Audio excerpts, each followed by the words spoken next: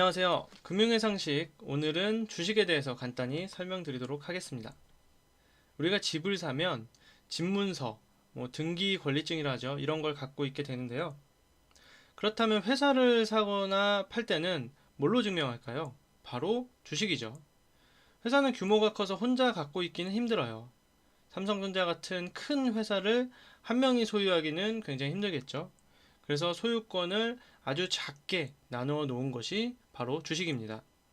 집문서를 작게 나누어 놓은 것이라고 생각하시면 이해가 되실 거예요.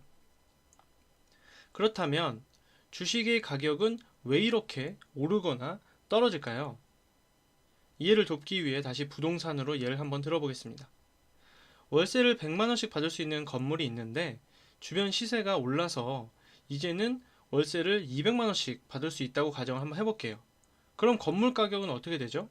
당연히 오르겠죠. 주식도 마찬가지예요. 회사가 돈을 얼마나 잘 버는지에 따라서 주식 가격이 변하게 되는 거죠. 회사가 벌어들이는 돈은 항상 변하죠. 혹은 변할 것으로 예상이 됩니다. 그래서 주식은 하루에도 수천 번씩 가격이 왔다 갔다 하는 거죠. 투자자들마다 그 기업이 벌어들일 돈에 대해 다르게 생각하고 판단하기 때문인데요. 삼성전자가 더욱 돈을 많이 벌 것이다 라고 생각하는 사람들은 지금 이 순간에도 삼성전자의 주식을 살 것이고, 그 반대로 앞으로는 돈을 더 못 벌 것이다 라고 생각하는 사람들은 파는 거죠. 이해되셨나요? 하나만 더 말씀드리고 영상을 마무리하겠습니다. 바로 사람들이 주식에 투자하는 이유에 대해서인데요. 당연히 돈을 많이 벌기 위해서 사는 거죠. 그렇다면 주식을 보유했을 때 어떻게 돈을 벌게 되는지 한번 알아보겠습니다. 일반적으로 주식을 보유했을 때 돈을 벌 수 있는 방법은 크게 두 가지예요. 첫째, 매매 차익입니다. 매매 차익이란 싸게 사서 비싸게 파는 거죠.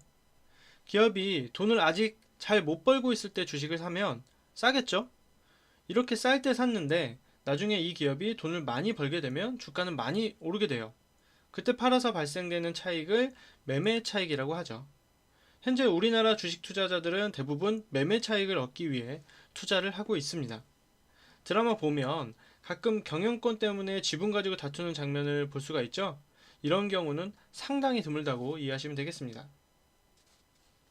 둘째는 배당소득인데요. 회사는 돈을 벌면 그 이익을 나눠주는데요. 그것이 바로 배당이죠.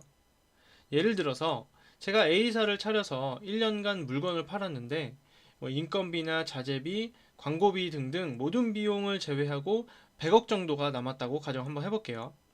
그럼 이 100억을 주주들에게 나눠줄 수 있겠죠? 만약에 이 회사의 총 주식수가 10만 주라고 가정을 하고 100억을 배당한다면 주식 한 주를 갖고 있을 때 받는 배당금은 10만 원이 되겠죠. 제가 만약 이 주식 100주를 갖고 있다면 10만 원 곱하기 100주는 1000만 원의 배당금을 받게 되는 거예요. 이해되셨나요?